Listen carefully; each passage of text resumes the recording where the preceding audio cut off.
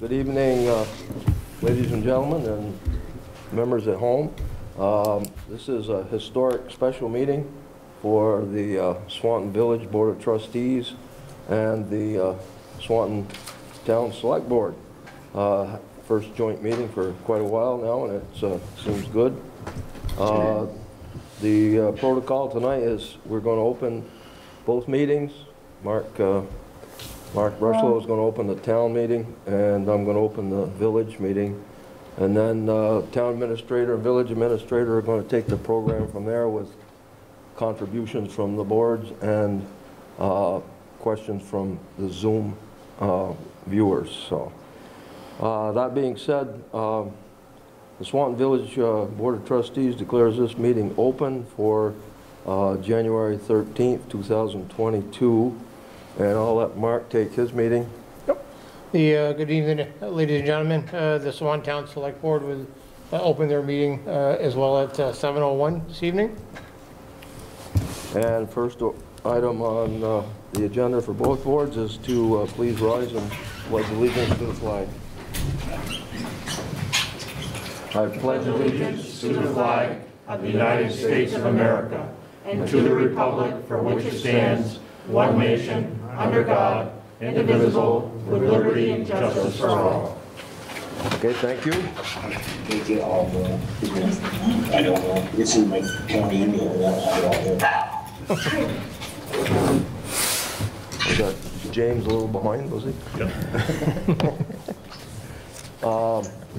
Okay, we have Reg Beliveau as the Swanton Village manager, and he and our new town administrator Brian Savage are going to kick the discussion off. So I'll leave it to you, you fellows. No, this is where you do it. Hang on, I got to get some of these folks to mute.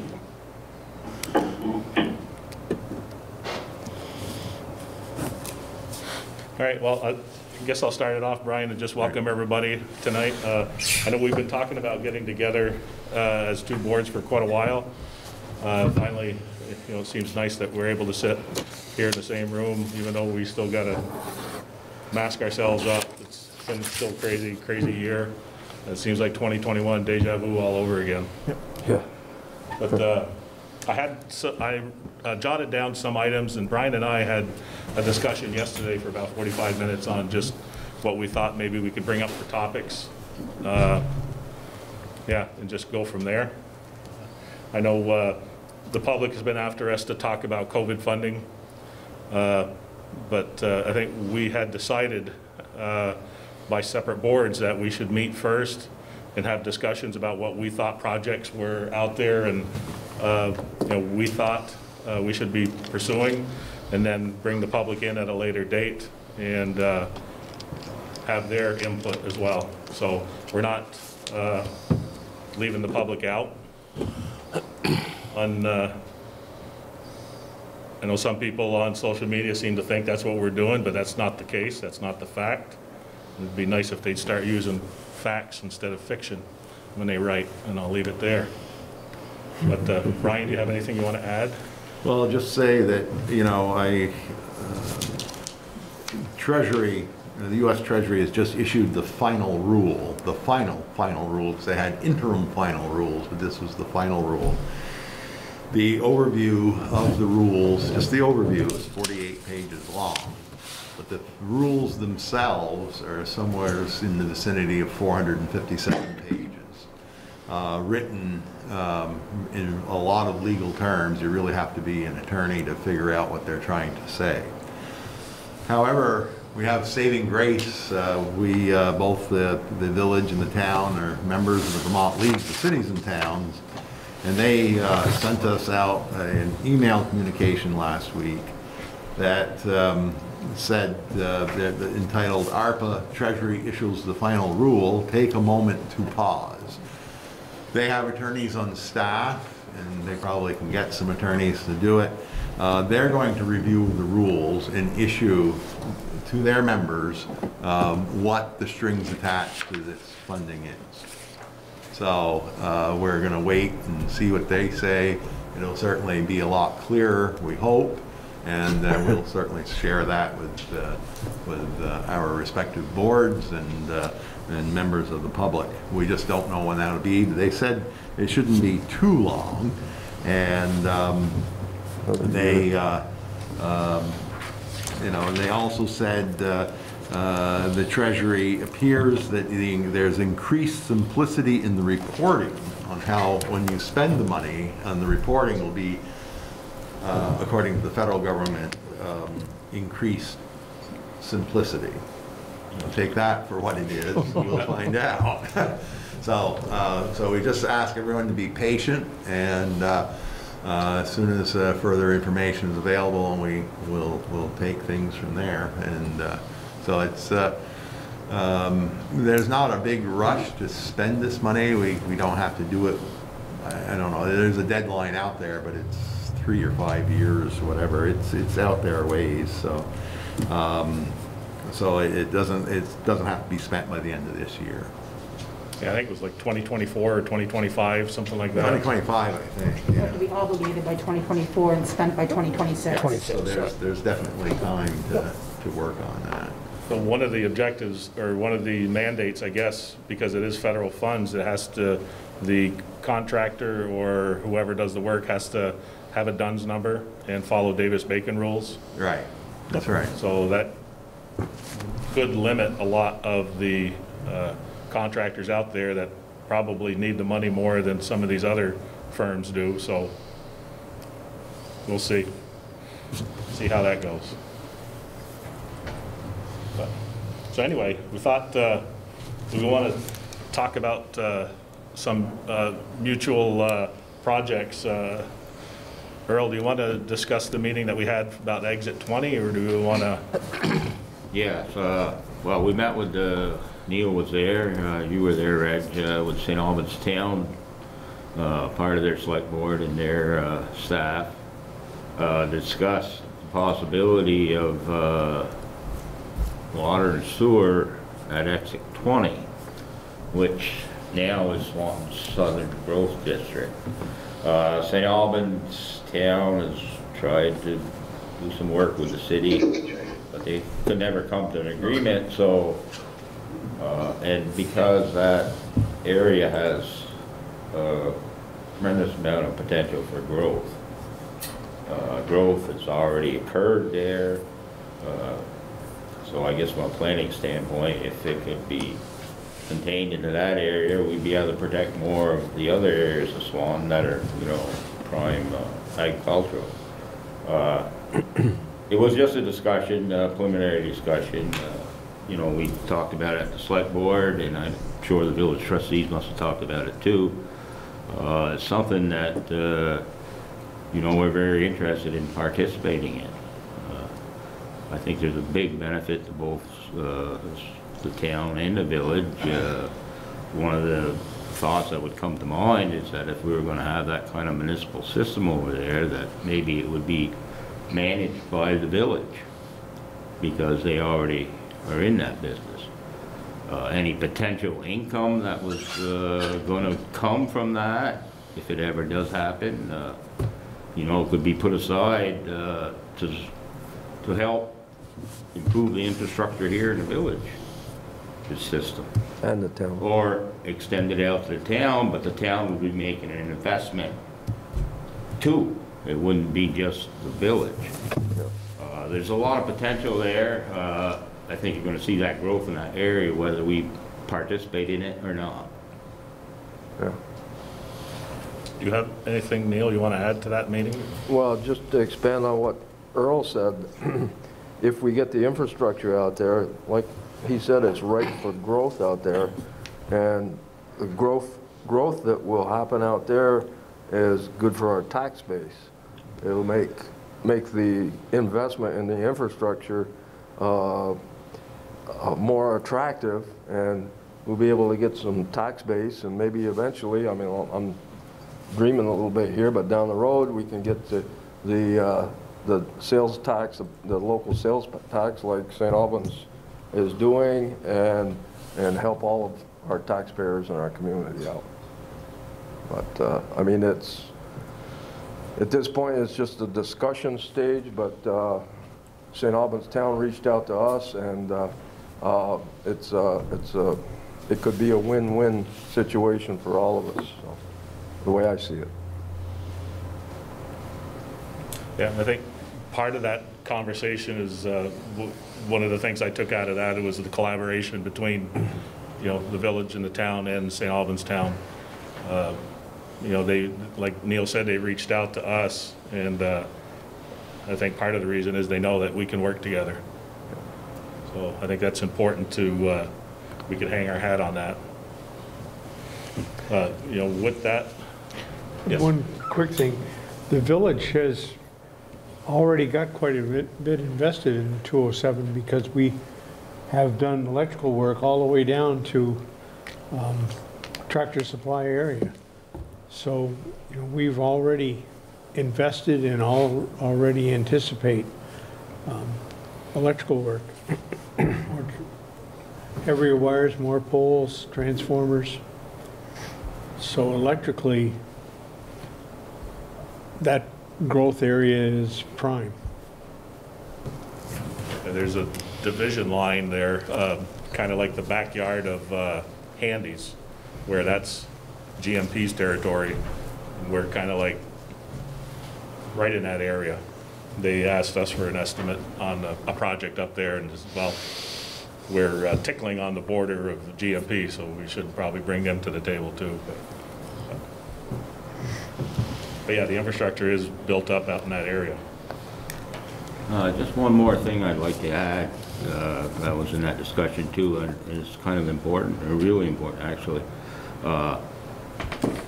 That type of working together in this type of project, there's probably more funding available for that now than there ever was. You know, and we might get high ranking in a grant system because we're working with other communities.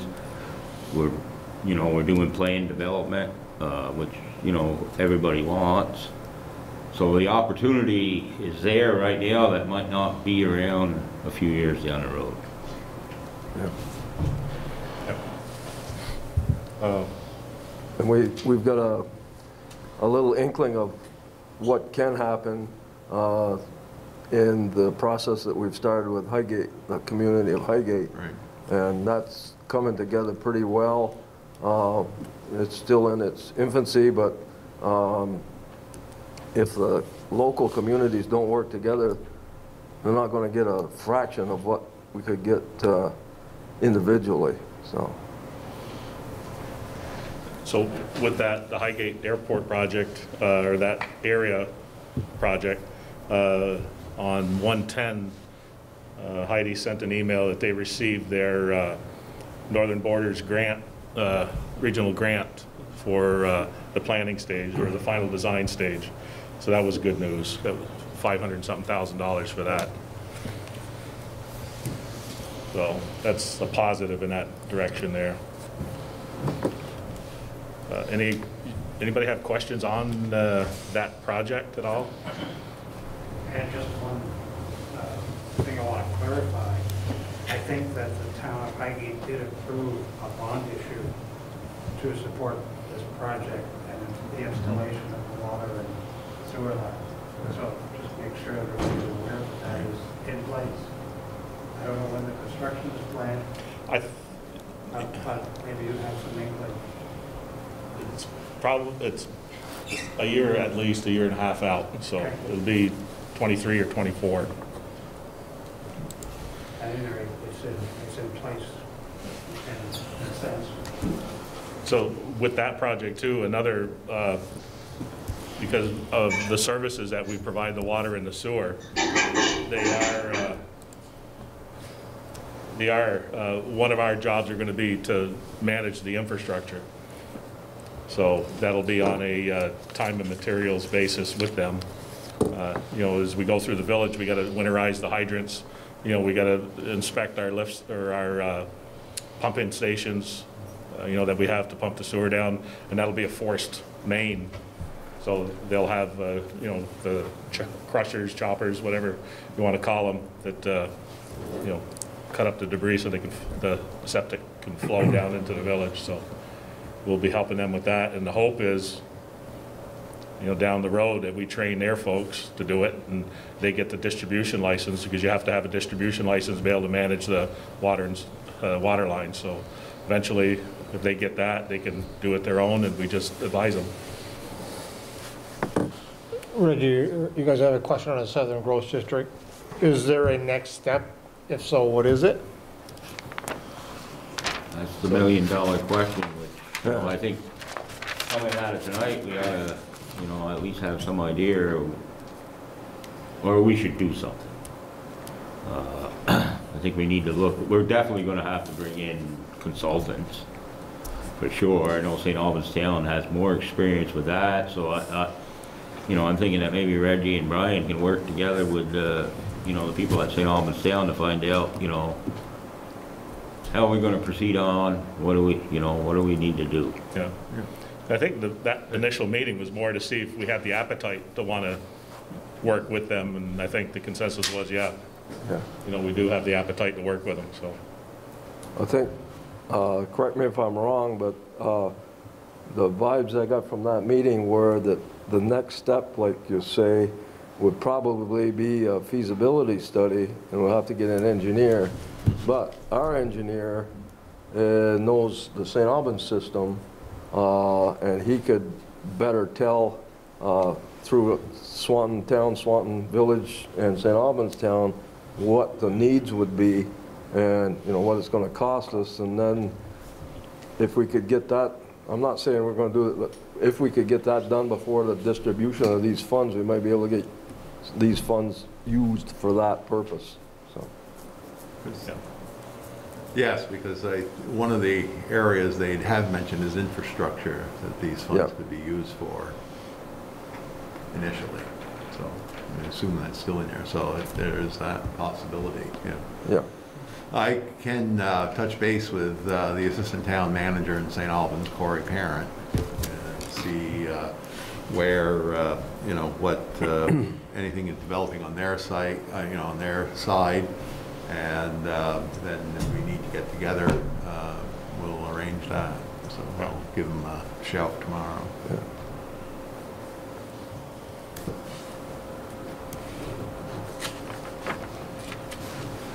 Are there any other questions on those two topics? Nope.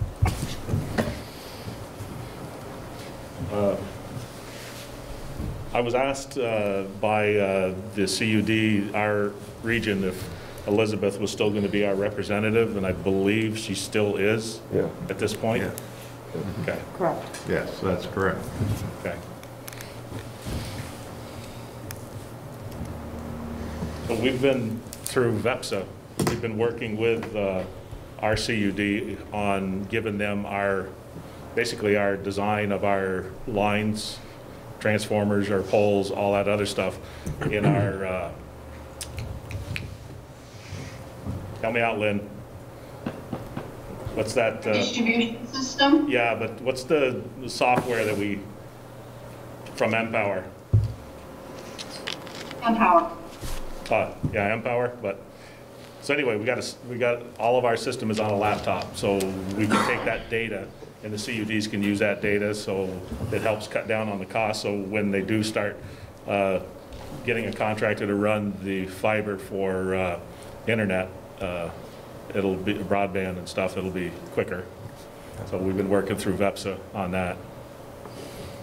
I think one of the things I wanted to bring up as well is we're talking about planning and the town plan. Ed Daniels asked why he wasn't invited. And he said the town plan is coming forth. And I guess my comment was, well, like, I feel that they should ask us to join a meeting with them to discuss the town plan. And also with that, we lost a solid member of the Planning Commission not too long ago, just decided to resign. So I'd like to thank Jimmy for all his years serving on the Planning Commission. You know, I'm on the DRB, and he was a vital part for our rules and the standards that we follow. So if there's anybody out there that'd like to volunteer in the Planning Commission to step up. That's a very good point, Reg, because, you know, the town plan is going to be, has to be in sync with what, you know, we're talking about as far as growth is concerned. So, you know, we really should meet with the Planning Commission, you know, to discuss that issue. And there's probably numerous other ones, I think downtown, you know, what, how can we, you know, have our planning and zoning make it better for that area? These types of things are important. And, you know, if you're going to go up higher, the higher you go, the next level would be the Regional Planning Commission. You want, you know, needs to be part of their plan. That way there, when you get into Act 250 or something like that, you know, you've got some pretty solid ground because locally is what's wanted. Yeah. Anybody else on that topic? You mean the Planning Commission? Yeah, well, I think it's vital to have as much local input on that planning, or the regional plan and the Planning Commission as we can have, because if we don't get the local people involved that are living here, we're going to get a boilerplate from the state of Vermont that later down the road we aren't going to like. Well, we possibly won't like, but it's getting harder and harder to have dedicated people to contribute to our system. So, and I accentuate the dedicated people. I mean, talking along that lines in general, seeing more community engagement is something that I would welcome from all aspects, from the rec department to youth programs that we're doing at the school district, to this process in general. Just to see more community involvement would be wonderful. Yeah, right. Yeah, so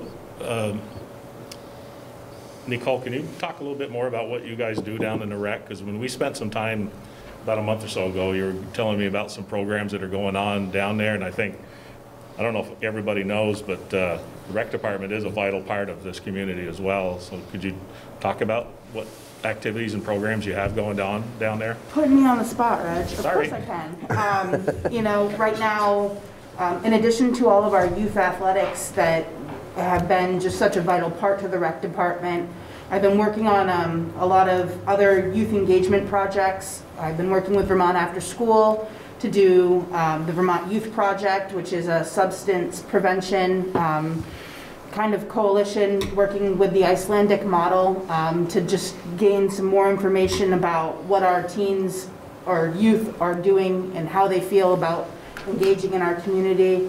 I also work with a group of kids up at MVU that is the Student Action Squad that are trying to make some differences within the school themselves, as well as a group of kids for the Swanton Youth Council. They have been tasked with a really unique opportunity to bring some grant funds into the community and to decide what peer-led projects they'd like to see invested upon in the community. We've had kids look for more things like a teen center, which is something that I've been developing at the rec department. We kind of have like a mixed-use garage space, and we've had kids after school several days a week coming for a few hours just to play air hockey or games or arts and crafts. I've been doing cooking lessons with young kids as well as adults. We've been having play groups, and we've been working a lot on a lot of community collaboration and bringing all the different entities together in the community. The library has been an incredibly strong partner for us. The Franklin Grand Isle Bookmobile. I've been working with other rec departments, Highgate, Franklin, just to name a few, you know, trying to build some guidelines for volunteers and how to get more people engaged with volunteering within the community. I don't think what else I'm doing this week. Marble Mill. Pardon? Marble Mill? We've been working with the VOEC grant with Marble Mill to try and revitalize Marble Mill. Betsy Fournier did a great job with the master plan, so now we're trying to implement some of those steps. 4th Street property, using that for recreational usage, which is the old town garage for those of you that don't know, as well as the Lamoille Valley Rail Trail coming into the community and building a trailhead for that. We've applied for the Ezra grant, and hopefully we'll see some more traction on that. We've also started some basic conversations about community center and if that is something that could be feasible. So we were looking into having some more studies done on our property to see if the property would be the right place for a community center, and moving forward on that. And then just generally looking at all of the recreational assets we have in our community, from the Swanton Village Beach to the many wildlife management areas managed by the state of Vermont, to the Missisquoi Wildlife Refuge, you know, the Missisquoi River, seeing how we can utilize that and really boost outdoor recreation in the community, which could be a very important piece of how Swanton can grow in the future. Could bring tourists here, could help us show different aspects of our community that's quite lovely. We had the Healthy Task Force did the walking tour for the Swanton Historical Society, which is also great. You can find those maps at the rec department if you'd like. And then we also have lots of rental equipment for the community to use. We have snowshoes if anybody's interested in snowshoeing. We have kayaks for the summer. We've got yard games. And then working on gearing up to have another really successful summer. We had a summer program this year. We partnered with the Notch, and we served 100 kids a day for 5 weeks, and it was a lot of fun, and I'm looking forward to doing that again this summer. So. Nice. If I may add on to that, I think that recreation tourism for where we're located in the state is vital for our future. I really do. Besides housing and job opportunities, you know, it's hard to come by with some of them leaving, but I think recreation tourism for what they're working on is a huge asset with the Missisquoi River and what possibilities are here. So I think that's a big part of, I think, our plan for the future is to be able to have a solid plan going forward. And I think they're on the right path, that's for sure. Yeah. Yeah, I think, you know, when we talked about the Highgate Airport, I mean, just the proximity to the community. I mean, the economic impact is going to bleed over into Swanton, most definitely, and that'll be, I mean, that'll be tremendous for us down the road. So I know there's, you know, being on the DRB, there's been a lot of housing requests for building. I know there's been a lot up in Highgate, as our line crew has been putting in some line extensions for some of these developments. So stuff is happening in our area, and I think we're just we're on the cusp of something here pretty great, pretty soon. Things like recreation and tourism build value to a community immensely, and I think, like Mark said, we've got a lot of really great assets, and just finding ways to highlight them and share them with outside of our community could just do wonderful things for Swanton town and village. One of the things that, I mean, we have the luxury of having is a hydro facility, and we are 100% renewable. So when you talk to businesses that are here and they're trying to, you know, sell their wares and whatnot, I mean, let them know that they can boast that they're in a community that is 100% renewable. They get their electricity from hydro. And whatever we can't supply for electricity, all of our other programs, or all of our other, help me out, Lynn. Sources. All the other contracts that we hold. Thank you. It's been a long day for me, I don't know about you, but a lot of these other contracts that we have to go out for purchase power, these purchase power agreements, they're all renewable energies as well, as long, a lot, you know, other hydros, others, wind turbines, and solar fields. So that's a good thing. We had a conversation at VPT a month or so ago, and they had an aha moment when VEPSA, Julia Leopold was with me, and told them that, you know, they can tout it being a business that's in a community that's 100% renewable. And I think that's a huge selling point, to be a part of this community. And we're still the second lowest rates in the state. Yes. So with that, we are in our, I think it's our third year of relicensing. Third. I think we started in 2019. Yeah. Yeah. So we have a meeting this week on the 19th with the state agencies again. That's going to be via Zoom with the agencies. But we're going to talk about the PME, which is the protection, mitigation, and enhancements. You know, that's discussions of min flows, run of rivers, ponding, and all that kind of stuff. We've already submitted our DLA, was our draft license application. That's done. Way back, we did the preliminary application. And so yeah, it's supposed to be April 30th of 2024 is when we either get the yay or nay for our relicensing for that hydro. Yeah.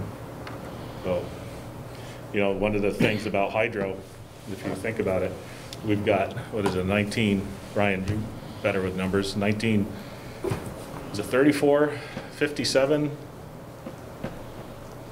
91, 2011? There's another one in there, there's 5 units. Well, the 5th unit was, well, it's probably 2011. The first 2 units date to the 1920s, I thought. Yeah. Yep. And still running, still going. 3 was in the mid-50s. Mid-50s. And then Around the early 90s. early 90s, just as I got on the board. And then the 5th one was put in, I don't know, after I was off the board. Yeah, that was, I started in 2011, it was 2011. Yeah. That one went in. Yeah. Yeah. But, so those units that we spoke of, they're at that age, if they said they were going to produce a 1 megawatt, they're still producing 1 megawatt. Mm-hmm. Unlike a solar field where when, you know, after 20 years, they're spent and they got to be, you know, decommissioned, taken out and redone. Who knows, maybe the technology will change on those, but hydro is hydro. And those turbines, as long as we maintain them and we do our preventative maintenance, they will last as long as they need to. I think the important thing for people who are watching this evening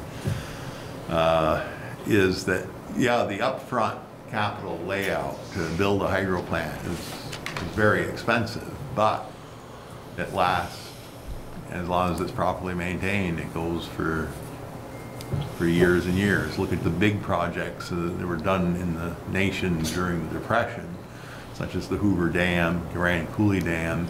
They're still cranking the power out. The Tennessee Valley Authority, and they're getting on close to 100 years that those plants have been there, and they're still running. So it's a big benefit. Yeah, I can't say that the conversations with the agencies of natural resources are going well. They're contentious at some point, sometimes, but it's not going to be an easy relicensing, put it that way. There's another utility that they're well over $1 million in fighting for studies with the agencies to get relicensed. They still haven't got their water quality certificate yet. So one of the concerns has always been when you go through relicensing, there's no definitive price tag on it. You know, you just kind of hope you get the right group that are helping us go through the process. They're the right team that can, you know, give the agencies what they need or what they're asking for. So, I mean, we live by the river, we live by the lake, we're good stewards of our environment. That hydro hasn't hurt the environment in all these years since 1894. So, but we'll see. It's pending. It's not an easy fight, put it that way. The other, we can talk about the wastewater plant. We had some studies to try to reduce our phosphorus discharge, our TMDLs. We found out chemically we can do it, reach the goals of the state, but that's pricey. And if you're gonna, you really don't want to do it chemically. So we did have some companies come in and perform tests on our effluent, what comes out of our plant. And there, we have a positive result on one of the vendors. It's like a filtered screening piece of equipment, and it'll probably be a couple $1 million for that project when that happens. But for the most part, the system is running well. We can take on the airport. As with our water plant, we just did, we've invested $7 million since I've been here on our plant and our infrastructure. We're looking at the river crossing for a redundant crossing. That's $800,000 plus. But the engineers, I think I sent you guys the email on that. The engineers ran into some bedrock, some ledging. So they have to regroup because we had an issue with the Wall Farm river crossing, and that was pricey for us. So we're not going to fast track this. We want to make sure we get it right so we don't get into more problems like we did with Wall Farm. So, but that, like I said, that river crossing is to have a redundancy, because 2018, the ice was like 5 feet from the water line. Yeah. It was like 5 feet from the natural gas line too. But in order for us to have that important redundancy, that we looking at a river crossing, boring under the river. And I'd like to interject here. We're all talking about infrastructure, town and village and St. Albans.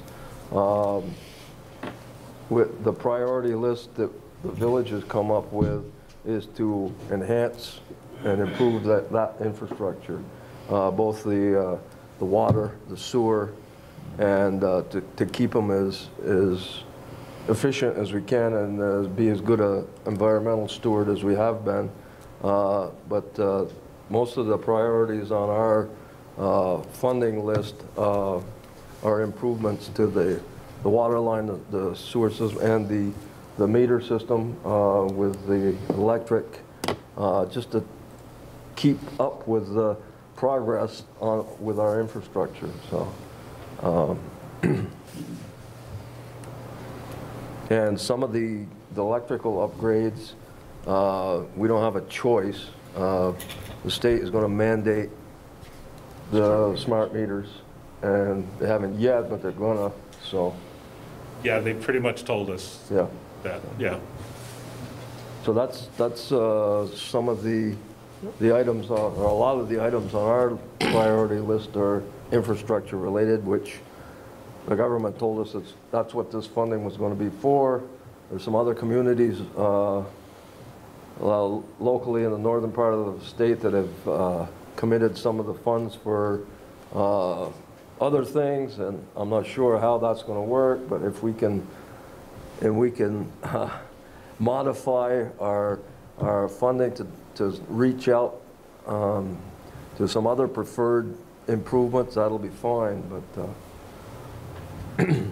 I think the important part with that too, Neil, is you know, if we go out and assume a project, or we feel that the project is viable for the ARPA funding, and then we submit our invoices and the federal government turns around and says that doesn't qualify, you're on the hook. Yeah. Right. So that's one of the reasons that we're being cautious. The league is telling us, and regional planning has been telling us that, you know, give us some time to walk through this. You know, Brian knows, you know, walking through that bureaucracy, wherever it is, it's not an easy process. We want to make sure we get it right. Right. And the last I knew, the state and the federal government are still fighting over funding that FEMA gave in the Hurricane Irene back in 2011. They've said that certain things that were done did not qualify. The state, of course, is disputing that, but they want, you know, that's how long this could drag on when they come back. Looking to, it's called a clawback. And so it's, so you got to be really careful up front. Good.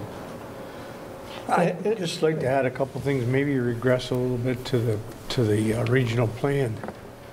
I was involved a little bit with the last one. The regional plan, from my way of thinking, is just has sort of turned into just an almanac of the resources. What really ought to be in the front of the regional plan is a plan. Is what are we looking for? You know, what kind of businesses do we want? Would we like to get 3 or 4 businesses that hire 50 people? You know, how much more housing and do we anticipate? Emphasize the pluses we have here. We're right next to Canada. We've got an airport that's expanding and more airplanes. We got a really competitive electric rate. We got water and sewer for all kinds of pieces. We have the interstate right here. Somehow that message needs to be more easily obtained by people who are looking for a place to go. I mean, a lot of people moved to Vermont in this COVID thing. I don't know how many came to Franklin County, but if we did a better job, we might get a bunch of them here.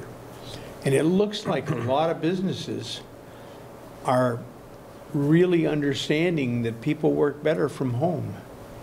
And why not live in Vermont and work from home? The infrastructure, the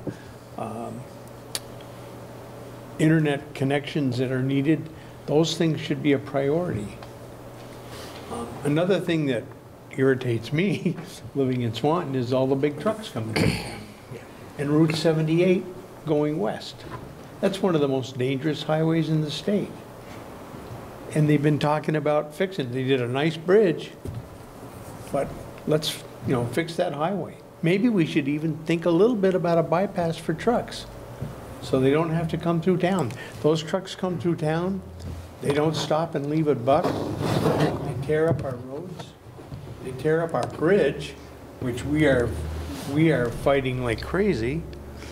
There's a lot of things, and it seems like with some money coming and an aggressive plan, things that we would love to have happen here, would be nice to put up front and just keep blasting it. Even though we don't have to put dollar signs on it, we don't have to have contracts so that we're hold into it, but this is our wish list.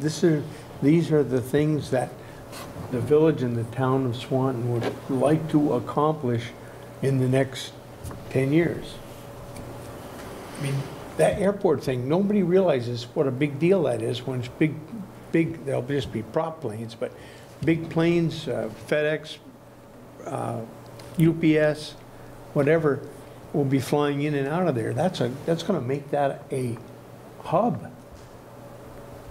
And what a business that ships and receives goods to be made to stuff, that's going to be critical. So our industrial parks should be, you know, screaming, come see me, come see me. These are the kind of things that, you know, maybe aren't tied directly to this potential windfall of money here, but if we have an aggressive list that really makes sense, and then people can see the advantage of, maybe we can make some of it happen. Well, I'm glad you brought that up, Chris, because I think, you know, we kind of dropped the issue, but because they're redoing the town plan, and, you know, I understand where Ed's coming from, and you know, maybe we're not, but it is important. So, you know, I'm going to suggest that we make some kind of decision tonight about how we're going to participate in it. Are we going to have Reggie and Brian be part of, you know, at least go to one meeting or maybe two, you know, to bring these issues such as what you're talking about, Chris, to the planning commission, so, you know, they can try to incorporate some of this stuff in the town plan. I mean, there's so many things that we are uniquely positioned that nobody else has got. St. Albans doesn't have this, Georgia doesn't have it, Milton doesn't have it, but we've got it. Got the interstate right near door, got the airport coming, we got cheap power, and we got land. I think, Earl, you brought a good point. I probably shouldn't have, there's a lot of churn going on in regional, or our planning commission. And with Ed, you know, asking why we didn't invite him, I guess, probably should have thought ahead and did invite him, but yeah, we will reach out to him and help him out because they're in turmoil right now. Yeah, and you know, I mean, if you guys set something up, I'd be willing to go too. Yes, because it is important. It is very. I think it's a mistake. I agree. It's a mistake on our part. And you look back when the wind towers were trying to come in. I mean, that was an important part, not to, you know, make our landscape look horrible. Yeah. But I think, with that being said, in wanting to be part of the plan and the planning of the future, I think it's also important to have the right people at the table and pieces of the puzzles from different avenues of the community. But with that being said, being positive and being supportive of each other. It doesn't have to be my way or nobody's way. Yeah, right. We're gonna have to learn to agree to disagree on some things, but it just can't be me, us. And sometimes you're seeing that out on social media in these places, and that's doing anybody any good. So let's just maybe take a step back, take a pause, put your name in the hat, and we go from there, you know? It doesn't have to be done today, but again, we hear it, we see it. We just need to make sure that we're planning it accordingly with the right people at the table. And it's that simple, in my opinion, you know? An observation. Yes. You need to repair the bridge down there. And Red, would you please tell everybody what to expect this summer and beyond? Yep. So, yeah, thank you, Gene. So I think since 2011, we've been fighting to try to get something done on that bridge. We've done multiple deck replacements, repairs with potholes and whatnot. But this past summer and the summer prior, the expansion joints have just been rattling and causing our village president not to sleep at night because it kind of echoes up the river. So when you get pressure from the right areas, I guess something happens. But anyway, I got to kind of hope, and I would imagine that Brian had a lot to do with that too, being in the legislature, to get that kicked across the goal line for us. But regional planning fought hard. Elizabeth fought hard. I remember we were at the NEPA conference and I got a call to meet, a phone call with our Peter Welch's office. And so anyway, long story short, we've got approved for $175,000 grant to do the initial repairs, and we actually got on the replacement list within the next 5 years. So it was like 10 years out. Oh, yeah, anyway. Yeah, so this summer we'll have some work on the expansion joints to make them last for another few years. The repairs that we just did, we approved it through the engineer that we hired. He said, yeah, that'll work for this winter. And there'll be alternating lanes. It'll probably take, I think it was a 3-week project. Yeah. So it'll be alternating lanes, so there's going to be some discomfort coming in and out of the village, but it's got to be done. More so for the trucks. Yeah. The conversation that we did have with V-Trans was that when it does come time to replace that bridge, they'll most likely have to put a alternate bridge alongside it. But that's still preliminary. They're not 100% sure yet. So there's a match to the 175 for us, so it'll be about 17,500. Got enough to do the repairs, or you? Yeah. The we thought we were going to have to bond for it because the initial was 300 to 500,000, but seeing that we got the okay for the full replacement, the engineer brought it in with the to what we received for a grant. The full replacement will have a 10%. So that's $6 million, I believe, possibly for that bridge. This year.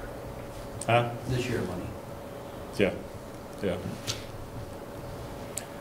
If I might add also, it just would be nice if we could coordinate the timing. You said this summer, and a lot of people may be inclined to use the BB Road.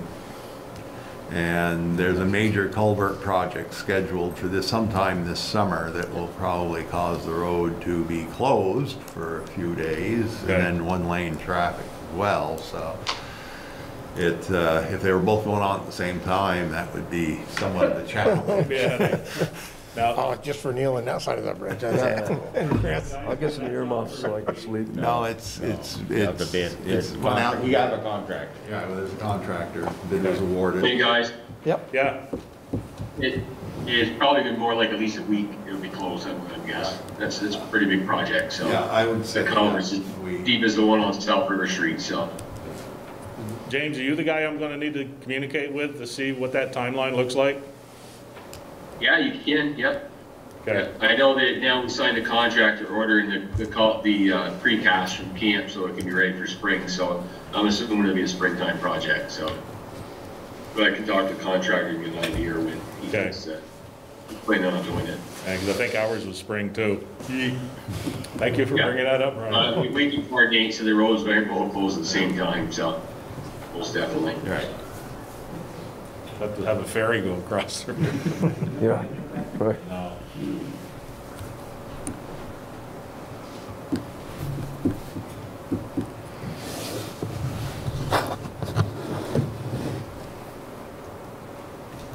Sorry about it out. Yeah, no, thank you. Well, it's better to know about it ahead than when homework. it happens. That's one of the best things that's come out of this meeting. Yeah, that's a plus for this meeting already. You got those two together. Yeah. Let's see what else we want to One talk. more quick thing too is, hopefully we get the grant to pave that BB road too, so we'll be paving that at some point this year too, so we can coordinate that too. Coming back to Route 78, is there information about the timing of the eventual repair of that road? I believe it was, he had came mid last year, V-Trans. I thought they anticipated start with around 2025, somewhere in that area. Yeah. 3 years sounds like a long ways out, but as long as we've waited, we're very close. And from everything that he I think it was explained. 20, What's that? sorry, I didn't mean to cut you off. I I thought it think it was was 2024. 24, Yeah. 25, so we're very Yeah. close. For everything they went through, they were going through some finalizing right away with some landowners and such, so we're really close. You know, that'll be a hiccup, but boy, that'll be a big improvement. Some widening of the road in some areas, raising it in some spots, but I think that'll be a huge for us, again, for our community. See, that'll be coordination too with the replacement of the bridge and Yeah. the 78 reconstruction. If possible, they hit. Hopefully the Canadians can finish Route 35 to the border, then all the truck traffic could go up there, or a majority of the truck traffic. Well, I think that was the original hope, was that Yeah, once that interstate was done, Yeah. and they were going to supposedly, that Leahy was going to try to do something at the border to make the trucks have a smoother transition from Canada back into the US to make that a lot quicker, but who knows? Is there any update to the Mvu Sidewalk? Do you have anything on that, Brian? I don't have a lot lately. I haven't got an update from Elizabeth. I don't know if you have anything, James? As far as I know, I think the next step is easements. I think they're working on. I think that was the next hurdle. Yep. I haven't been on a meeting since when we had the last one. We had an update in November, I think it was. When was it we did the walk? Oh, that was last summer. Thinking Yeah. May, June, somewhere in there?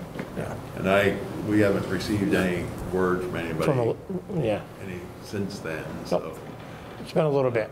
It's still, I think they're going through the easements, and we did have a conversation, an email exchange with the superintendent of schools about a crosswalk. Oh, yeah, Julia Regenbald? Right, a crosswalk from Torrey Drive over to the high school, but I said she had to go to the state for that. That's a state highway, so. It might be a hard sell. Yeah. But that there, the sidewalk alone for the safety, for the children, the walkability, but even if that ever gets extended to the airport, there again is another opportunity, maybe even farther down the line here, but again, there's another opportunity for the community, you know? Yeah. I know in Newport, North Country, I graduated from, you walk from the high school, there's a walking path that runs from the high school all the way down downtown Newport. You know, so there's a lot, you know, when I was up there this summer, a lot of kids are walking that path all the time. So that would be a benefit for us too. Our only problem's the interstate. Yeah. Well, if we can connect them to the Lamoille Valley Rail Trail, I mean, it already goes underneath the interstate. A little out of the way for them, but. Yeah, it would be down Wall Farm and that, yeah, right before Bosquet's, or Haji's. Yeah. See what else I got on that projects list that we share. Yeah, the Riv. We've been still trying to acquire brownfields money for that project, and talked with Elizabeth, I think, yesterday. She says it looks like it'll probably be coming pretty soon, so let's hope. You know, we talk about infrastructure too, that some of the water lines that are in the town are undersized. You know, down Route 78, I call it George Klein line, but it's from the window place there. Fournier's window, all the way down through. That's an old, or that's a service line, it's a 2-inch. That should be upgraded. You've got Wheeler Round. That's infrastructure that should be upgraded there. That's in the town. You've got Monument Road. Not Monument Road, Middle Road. Middle Road, that has some infrastructure, should be upgraded. Yeah, so I mean, there's opportunities out there that for water lines that are in the town. That water line doesn't have any effect on the present industrial park, right? Correct. Correct. Yeah, the industrial park's on its own. I think it's a 10, but at least an 8, I know.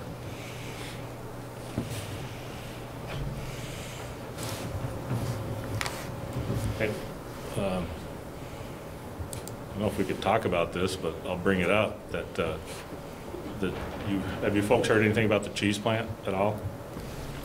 No, that's something I did want to bring up tonight. It's not just a cheese plant, but there are other buildings vacant in that industrial park too, and I don't know what we can do to enhance the process. So, I feel like I'm capitalizing on this meeting. It's supposed to be for all of us, but I have had conversations with Tim Smith about, and with Elizabeth about that part. I know they were supposed to show somebody that, I think it was last week. Yesterday. Yesterday? Yeah. Okay. The Swan Valley plant? No, the Milan. Milan? Okay. Yep. Yeah. Swan Valley, they've stopped all production right now. Yeah. Yeah. So we've been, we got quite a bit of revenue, water and sewer revenue from them, but they've stopped production. So I'm not sure what's going on there. But Tim Smith's aware of that too, because that lagoon system, if you remember, before Swan Valley came in, the prior owners just let it go stagnant, and then it emits a horrible smell throughout the community if it isn't maintained and aerated. So he's aware of that, and he's supposed to get with them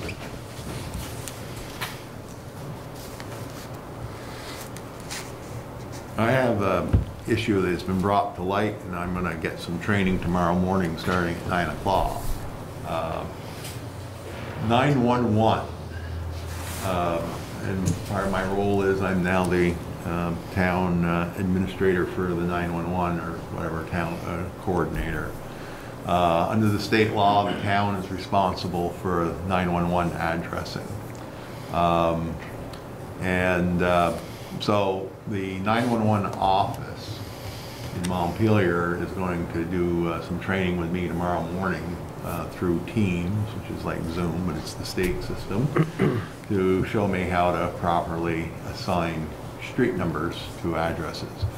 We have some terrible addresses out there that would have not been corrected, they have not been done right. And it's becoming a liability, could possibly be a liability issue. We're not alone in this, but we're probably one of the worst towns in the state with it. I'm getting trained tomorrow morning for an hour how to properly number the structures, number the lots as they come in, and then we will then start taking a look at possibility of changing addresses and the roads that need changing. One of the first places that might get changed, and here we're going to be working with the town of St. Albans, and I'm going to call their coordinator at 911, is on LaBelle Drive, which is mostly in the town of St. Albans, but it does come into the town of Swanton. And so they're going to start renumbering, and so their suggestion is just keep right on going so that the whole road, because I do know from personal experience, having responded to a structure fire there a few years ago, that fire on that road, both St. Albans Town and Swanton are dispatched, so we should all be on the same wavelength, know what street numbers are. So just making you aware. As this is not going to be done overnight, but it may involve having to change street names, road names. They want to get away from duplicate names, such as Church Road, Church Street, Bushy Road. And I know it will be an inconvenience for the people that live on those roads, but there is the question of having the system work right. And so that stay tuned as things progress, so that and I've been there. I think Reggie, you've been there. We've been trying to find an address. It gets pretty frustrating at 2 o'clock in the morning trying to find an address that should be easily found. Sequentially, yeah. Yeah. So we'll update you as we go forward on that project. Reggie, if I may, just to kind of go over some of the town things, maybe that we spoke about a few of the things, the Bushy Street culvert and the paving, the Mvu Sidewalk, 4th Street property. I mean, we touched on that a little bit, but just so the citizens do know, if they don't know, the town did take that off the market for selling it. We have decided to keep that and use that for recreational purposes. Joe Clark has been spearheading that kind of group there. Of what can be done for the community at large as a whole, whether it be ball fields, tennis courts, community centers. We've went over a lot of different things. They're also looking at the western terminus down here. So again, things are moving forward. All you have to do is ask if you don't know. I think just as important to let the community know that we do hear them. We are listening. So that's important. The library, the town has taken over the maintenance of the building of the library, and the library has taken over the operations of that. We're working on a comprehensive list of the buildings within the town that going forward we can maintain them properly, and so to speak, and having people look at that infrastructure of the buildings and make sure that we have capital reserved for them. I think that we work very well with the village. We've stepped back from having these meetings. I think it's fair to say, with some of us being new, I think we had to get our footing first to figure out who we are as a board and which way we wanted to go, then finally come together tonight. But I think the community at large, I think recognizes that we work together. There's always, you know, improvements everywhere, but I think as a whole, I think we're doing a pretty good job for the community. And, you know, for the town, I think that we may not always agree, but hey, we're always putting one foot in front of the other, what's best for the community as a whole, you know, so that's what I got to add for the town. I don't know if any of you folks want to add anything, but. I can add one thing that, so the renewal of the emergency management position, I've asked Brian to be the assistant for the town's emergency management director, so he'd be like the coordinator, I guess. So it used to be Joey Stell, and since he's retired and moved out of the state, but Brian and I have tugged a lot of hose together over the years, so he kind of knows, you know, the ins and outs of that too. So it was nice that he said, yeah, I'll play that game with you. So that's good. And I've enjoyed working with you. It's only been a few months, or a month, hasn't it? Or not quite a month? Not quite a month. Not quite. Yeah, but it's been fun. I've enjoyed it. The only thing I have, Reg, on behalf of the town, and I think it's great to get it out here, especially with some people on Zoom. Of course, as you're aware, you sent us over our thing for the police department for the town, and significant increase, and you know, kind of put us in a shock mode. I was hoping that you could elaborate a little bit on that tonight and explain that to us. Yeah, I know Lynn's on the phone, but you can correct me if I stray on this, but I think some of it was initial costs, and then I think it was the cruiser was probably the largest increase on that project. We added overtime hours, in talking with the new chief. He wanted more overtime hours built in case he felt 10 hours a year wasn't enough. If they got into, you know, some DUI calls or, you know, any kind of major crime. That and wages, we did some realigning in the wages in the police department for 2022. That's in the original contract, those were the two big items that were causing the increase. Okay. With that being said, Lynn, what's the new chief being paid? I do not know off the top of my head. What was the question? What's the new chief being paid? Being paid? Yeah, what's he being paid a year? It was the same salary as Stell was. It was? Yep. Okay, thank you. Maybe a little less. A little less, but not, yeah, a little less. So the new chief will go through a 3, 6, 12, and 18-month evaluation. I do those evaluations, and typically within each one of those, there's a 1% increase on his base salary during that time period. Okay. You know, I would say, you know, I completely understand your position to not want to have the extra hours this year.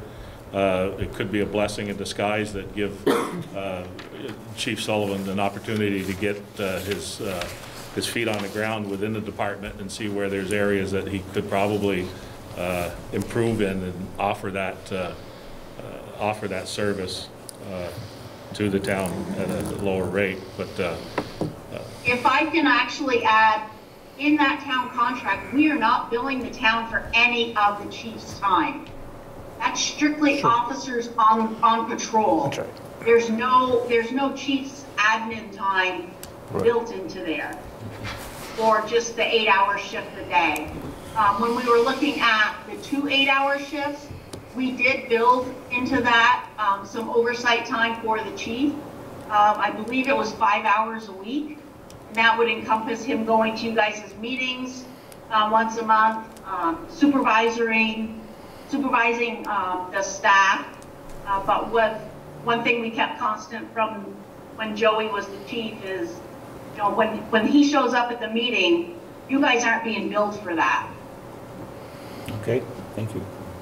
Well, at least, Reg, I'm glad that your comment you made, you and I were exactly on the same page, because that was what I said the other night, Earl, that in all fairness, number one, to try to present that to the taxpayers, I think we might have ran into a roadblock. But the other thing is, I really and truly believe that the new chief is going to do a hell of a job, and I think in all fairness that to everybody, let's take another look at it next year, and thank you.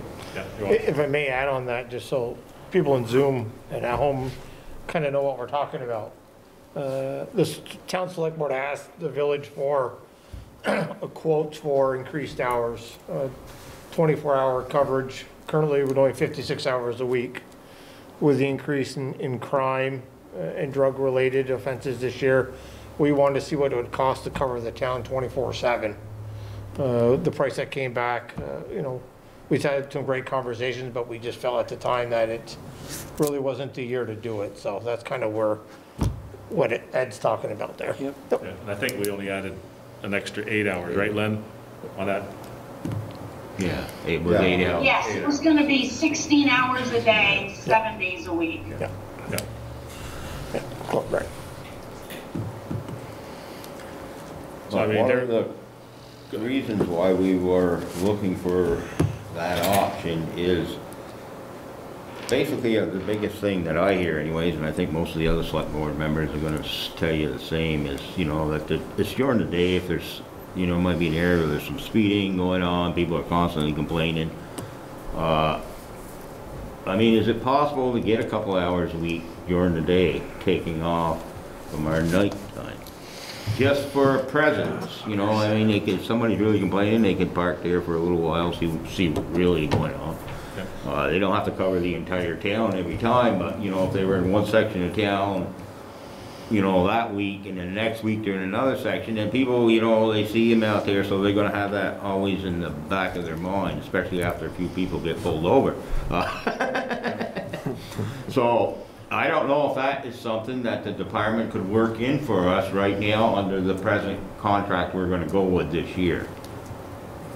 I can talk to Chief Sullivan and see if that's something, because I thought we had made an arrangement with you folks that, you know, so many hours a week or whatever, that if we could fit in some part-time patrols out there for our folks. And direct you guys hours. are Yep. amicable to that. So I can talk to him about that again. Yeah, what we've done in the past is, if you guys wanted directed patrols, we bill that separately. The difficulty is we assign an officer out into the town, and if you guys want, you know, somebody during the day for 2 hours, then that person, what are they gonna do in the night for 2 hours? We can't really tell them to split their shift unless we have them start earlier than 5 p.m. and run earlier in the afternoon. I mean, it's something to talk to Matt about and see what he says. Yeah, I mean, that might be workable, even if you start at 2 and work his 8 hours till 10 that one day. Yeah. That's something that, you know, that might, you know, I think could be workable. It would get him out there in the daylight, you know, and it might be enough, but it might not be enough. Yeah, no, I understand. I mean, even in the village, you can't be everywhere all the time. That's but, right. You know, But if they're seen once in a while, that makes people feel that Yep. there's a presence. yeah, so I'll bring that up. But I have to agree with you. So far, I really enjoy talking with Matt, Chief Sullivan, great guy, very personable. Yep. He's already been around to some of the local businesses. He's been up to the border crossing, he's been up to MVU, spent some time up at MVU. Yeah, great guy. Yeah, I firmly believe he's going to be a huge asset to Swanton, I really do. Yeah. Yeah.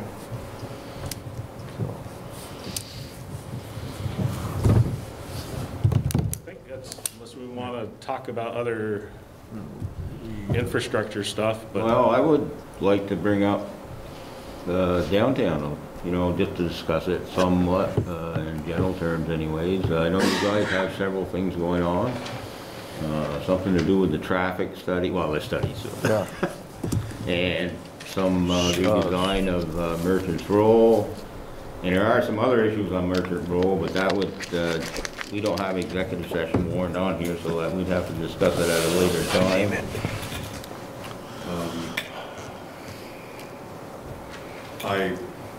We probably could briefly, we didn't list the executive session. No.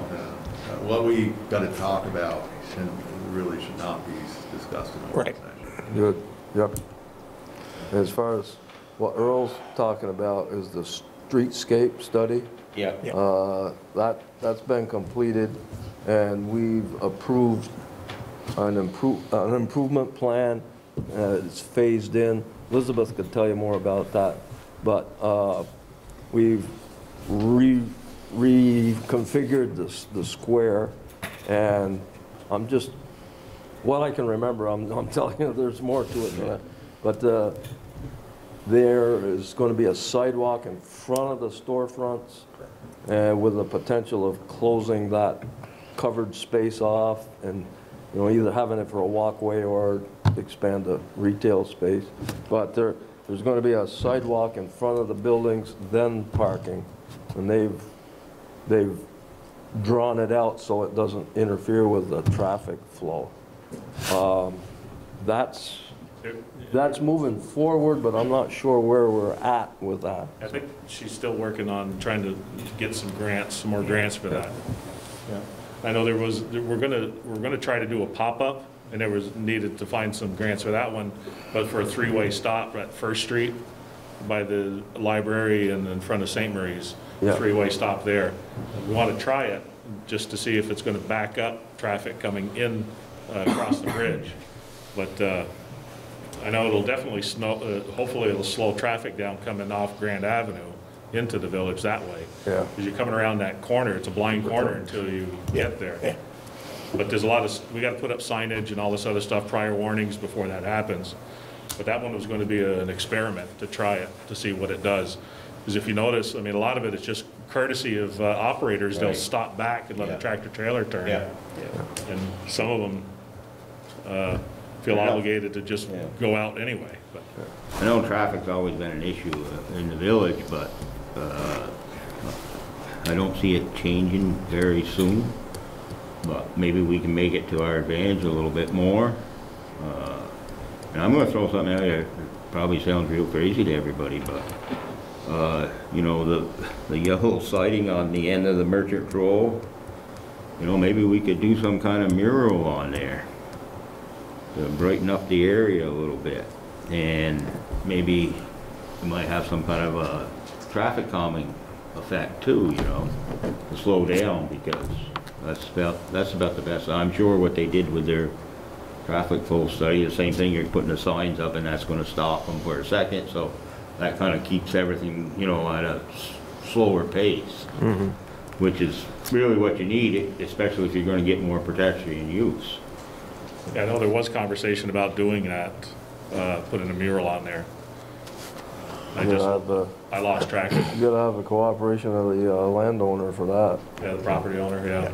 And there also has to be some sort of maintenance budget planned for it, because once the mural's up, it will need maintenance over time, especially in that location. Yeah. But our downtown is going to be small businesses. Yeah. That's what it's going to be, and it can be quite successful, but we're going to have to make an investment as a community. Yeah. And right now might be, some way that we could probably work some of that funding into that if we had to make infrastructure improvements, to make it more attractive, or even if we had to do some kind of revolving loan fund, maybe possibility for small businesses, so that the startup costs are what kills most people, or it's hard to get at. But if you had something that was reasonable, with a sound business plan, maybe we can get some of these places fully occupied and be successful. Another thing that is going on, Earl, down there is Elizabeth contacted an architect to redraw the front, to get a design more cohesive to what it was. Multiple storefronts, like you say, for small businesses is the only thing we're going to get in down there. And the Masonic building is empty now, the gym is gone. don't know what's happening with the old Rexall other than they're renting apartments upstairs. So the Masonic building's got 3,500 square feet per floor. So it's going to be hard to draw somebody into downtown Swanton that wants 7,000 square feet of retail space.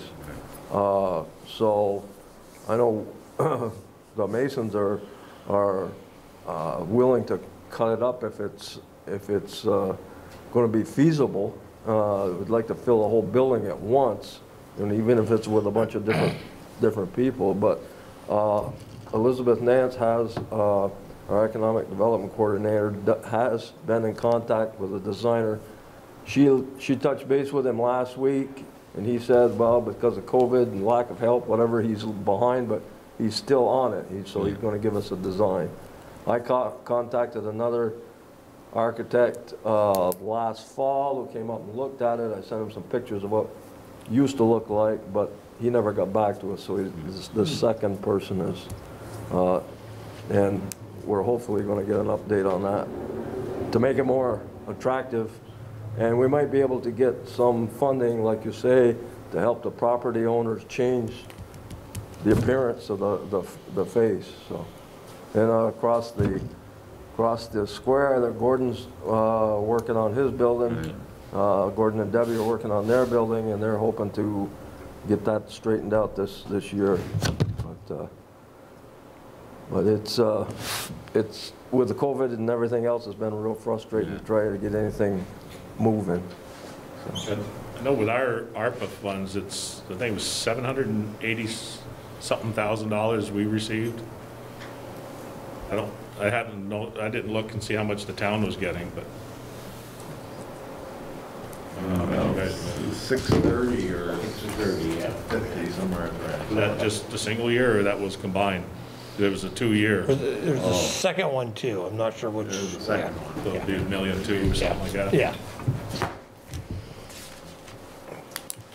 And even with that, if we threw that at the water line project, that's still not enough. Right. So. No, but it would give us the money we would need to get the planning done so we could have something to present, I mean, a lot of these things we're not gonna be able to afford to do on our own, but, there is other money out there that's designated for these type of projects, and you've got one that's ready to go, but it costs money to get there. Yeah.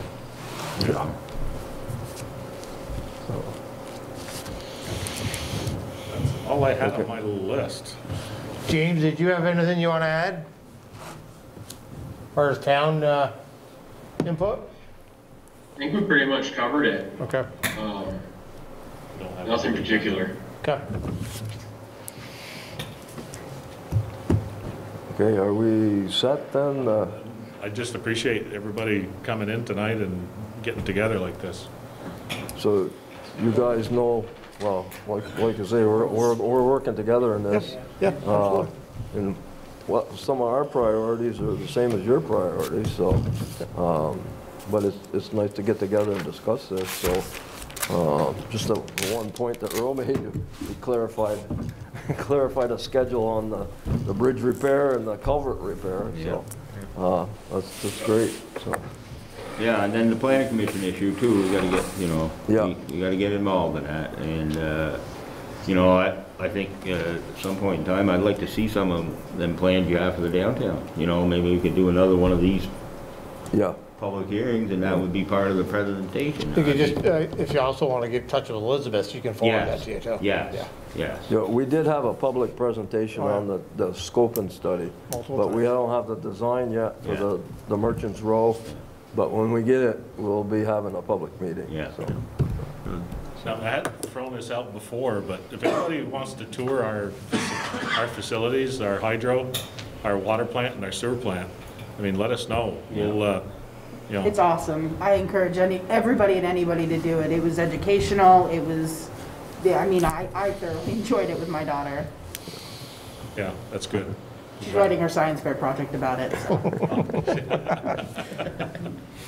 There was something else I wanted to say about future operator. Yeah, More right. for the water management and not the wastewater. Okay. She wasn't into the wastewater. Well, we've done a class at the elementary school talking about wastewater, and our operators went in with a glass of the influent and then a glass of the effluent.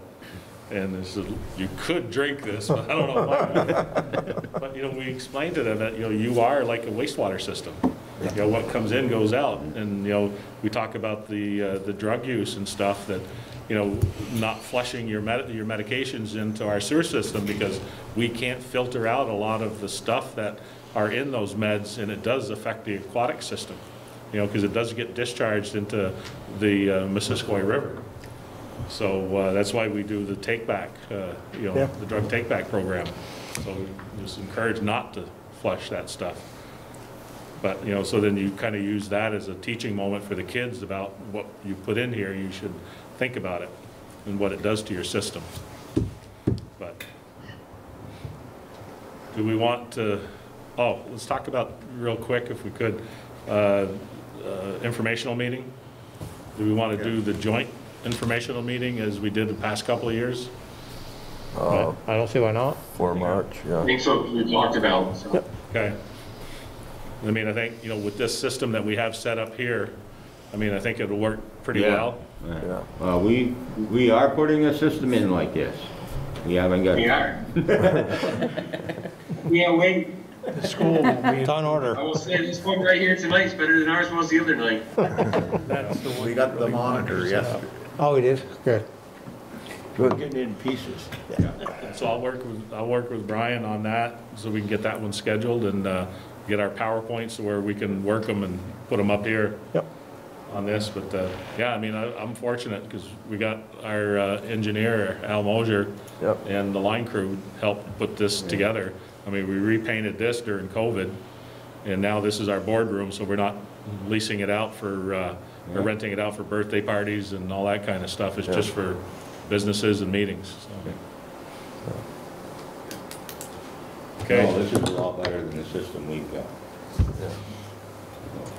We had to change it, but, so We're getting there, we'll get it. We'll get there. Yeah. So that was another, when you guys were talking about your infrastructure, maintenance on your infrastructures and stuff, we have a program that all of the village's infrastructure, from lift stations to this complex to everything, is it's in a program where it'll spit out weekly, monthly, quarterly, annual preventative maintenance. I'm on that list. They'll send me, hey, Reg, time for birthday cakes this month. So that's a system that we would, we could share with you and stuff. There's an annual fee for it, but it's a great system. We would love to show it to you guys. What's it called? It's called e-maintenance. Oh, yeah. Yeah. Might be worth looking at. Yeah. Yeah, we do have expertise within our departments too. That's a great idea. Our biggest concern is, Reg, is our buildings and our properties, that, what we need to do in the future and what needs to be repaired and those type of things. Yeah. Ours too. Maybe worth a conversation. Yep. Absolutely. Reg, Neil, do you guys, want to kind of plan on another meeting in a couple of months between the joint of us, or what do you guys feel? You mean before annual meeting? Have another, Oh, no, it'd probably be after that. After annual meeting? after annual meeting, yeah. Get new board staff. If we're all still here. Yeah. That's true, yeah. If we get reelected. So you want to, April-ish? I May-ish? think April will be. April, yeah. April will probably be good for spring. Mid-April? Yeah. Okay. I'd say April, yeah. Well, between Brian and Reg, we'll schedule one. Schedule it. And That sounds good to me. see how, around the 1st of April, Okay. first couple of weeks of April, something like that. Yep. It'd be good. And if there's anything else comes up in between, there's not too many miles between the offices, so we can communicate. That's right. So, There's always the phone. I think we got some good communication now. yeah, I agree.